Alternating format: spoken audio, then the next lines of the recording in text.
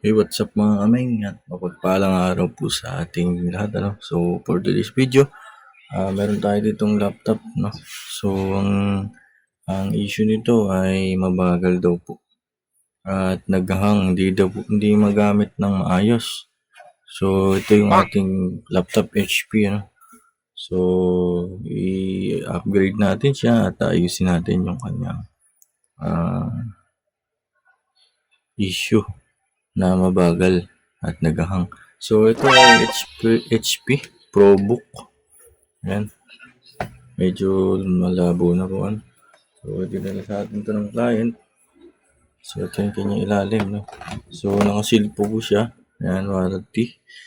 2022 po siya nabili ng April. Yan yung warranty niya. So, i-upgrade po natin siya sa SSD po. Ayan. So, ito po yung ating laptop. So, bubuksan po natin, i-check po natin kung ano yung kanya naging problem, no? So, ang palagay ko dito, mga kaming, ay naka-hard disk po siya or HDD. Hard disk drive po yung kanyang storage. So, double check lang natin. So, buksan muna natin mga kaming itong ating laptop, no? So, i-open natin itong kanyang ilalim. So, kung bago lang po sa channel ko, ako nga pa si Jimmy Tech. Yan, nag-upload po ako ng mga ganitong video po na pwede nyo pong kapulutan ng idea sa inyong mga laptop, no? So, kung gusto naman pong magpagawa at wala kayong time mga kaming, so, pwede nyo kontakin sa ating number. Nandiyan po sa description ng video. So, yan, sealed pa po siya. So, i-open po natin mga kaming. Simulan na po natin ang ating pag-open. So, yan po. Makikita nyo naman po naka-sealed pa. Yan. So, open po natin siya. Dito po yung kanyang screw. So, alisin na siguro natin itong warranty seal. Ayan. Ano po kanyang warranty seal. Tabi mo natin. So, ito po yung screw, no? So, yung screw po niya ay flat screw. Pero kadalasan po sa HP ay flower po yung screw niya. Flower. Kanya. So, ayan po yung pag-open ng laptop, no? So, yung model po ng laptop natin ay nasaan ba ito? Ito po. Yan po, nakikita nyo po. Ito po yung model, no? Lapit lang natin. HP ProBook 450 G5. Ayan po yung kanyang model ating laptop. So, ito po ay i7. So, upgradable pa naman siya mga kaming. So, meron siyang isang RAM slot pa na available na pwede ka po mag-add ng RAM. Ayan po, pwede po siya. So, ilapit lang natin yung ating camera para nakikita nyo din po. Ayan. So,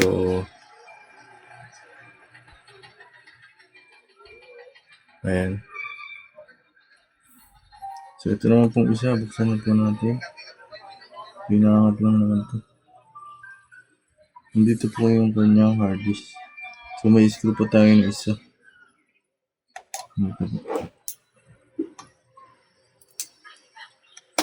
Nasin lang po natin.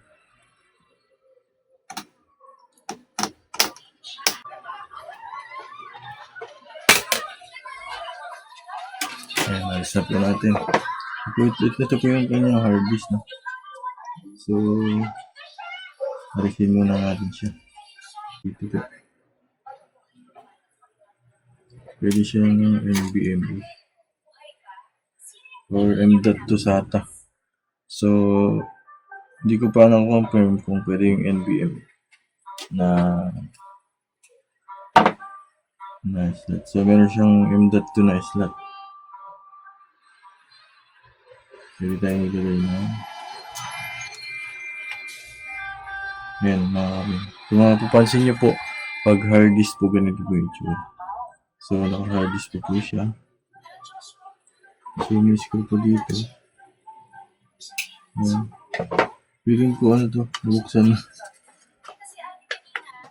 Buksan na po siguro. Kasi may mga screw na siya.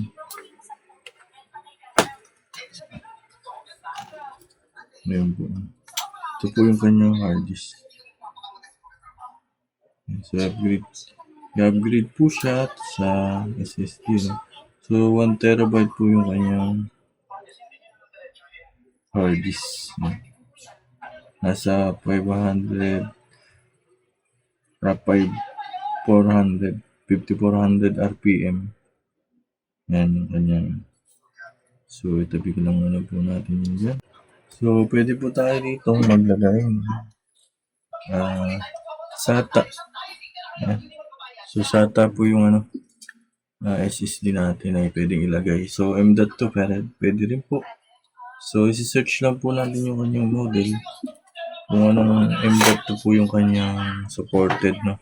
Kung NVMe or anong compatible. So, yung model po, yan, dito po, i-search nyo lang po natin to para po makita natin yung kanyang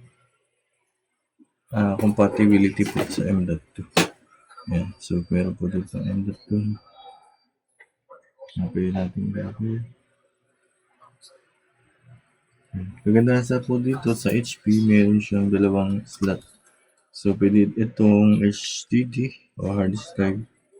Pwede dito natin lagay OS sa kanya. Ano po.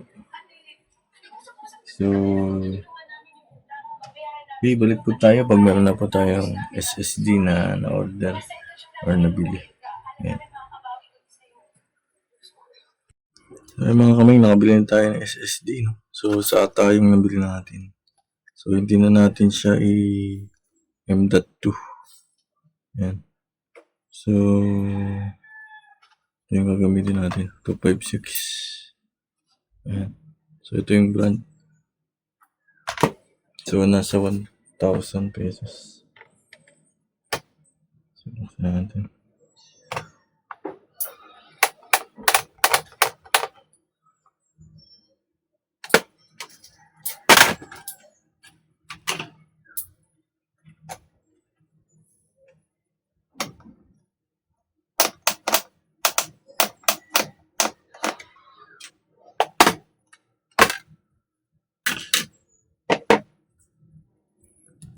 Ayan. So, ilalagay na natin siya mga kamay.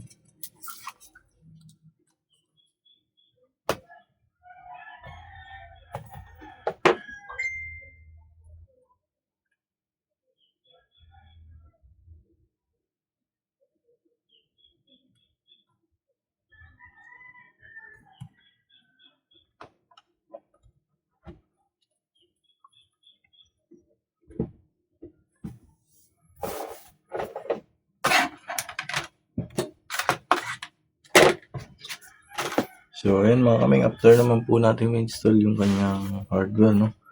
Install naman natin yung kanyang OS or operating system. Ayan. So, i-open natin siya. Then, saksakan po natin siya ng bootable USB.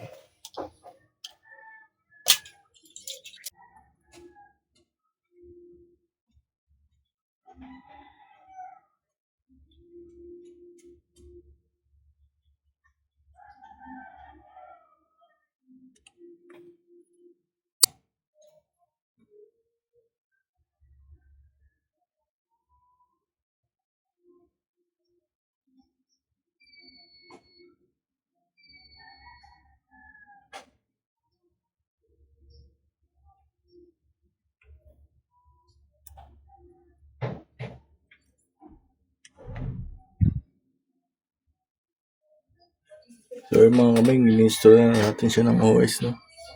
So, ayan, nilalagay natin yung operating system na bootable natin.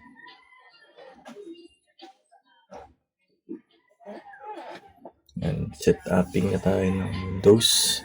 Then, set up lang natin. Then, balik tayo pag na-set up na natin.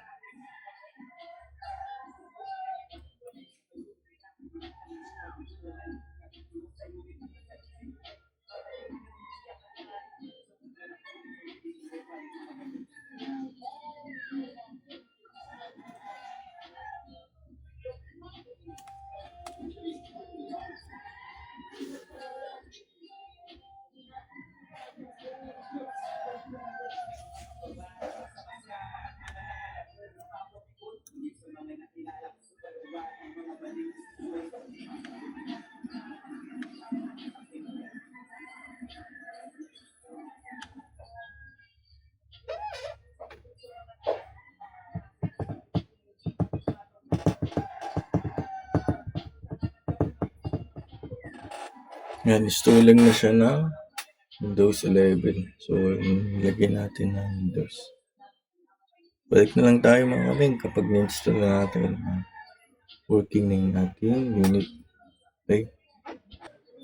So, ayun mga kaming, tapos na nating lagyan ng operating system. No? So, yan, setup na siya. Then, tapos na to yung kanyang ginawa natin. So, mabilis na siya. Nagagamit na siya na maayos. So, yung concern po ng customer ay mabagal, hindi siya magamit, naghahang, ganun. Hindi siya, halos talaga hindi mo magagamit. Abutin ka ng 30 minutes, di ka pa makakagamit ng laptop na to mga kamay. So, yan. Okay, na-fix na natin. So, mga ganitong problema, may mga so, mataas yung kanyang specs. Bakit ako sa inyo?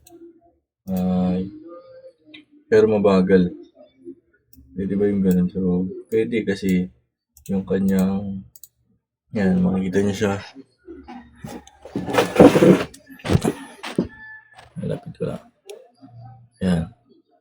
So, yun yung kanyang specs i7 8th generation. Tapos may graphics card siya na 2 gig. It's 8 gig RAM and kaya siya mabagal yung kanyang storage kung mapapansin nyo. Ayan. Naka-ano siya. Ito. Naka-hard disk. So, mabagal talaga yung hard disk. Tapos, lalo kung may tama na yung hard disk or 99% na yung kanyang health. Yun talaga yung magpapabagal sa kanya. Hindi niya kinakayang load ng operating system. So, meron ding factor yung operating system na ilalagay. So, yung kasing default na Windows 10, Windows 11, mabigat siya kapag HDD yung gamit mo. So, mag-SSD kasi yung times nung bilis or yung times 10 yung bilis niya compare mo dito sa hard disk. So, yun yung naging kanyang problema. Saka OS. So, yun. Okay na siya. Na-fix ko na mga kaming. Pwede na siyang magamit. So, sa school to. Sa school gagamitin yan. Okay na. Kung bago ka pa lang sa channel ko, ako nga pala si Jiming Tech. Nag-upload po ko ng mga ganitong video. Yan. So, kung gusto nyo pong pa-home service or padala yung laptop nyo, kontakin nyo lang po ko dyan sa description po yung aking contact. Then, thank you po and God bless mga kami.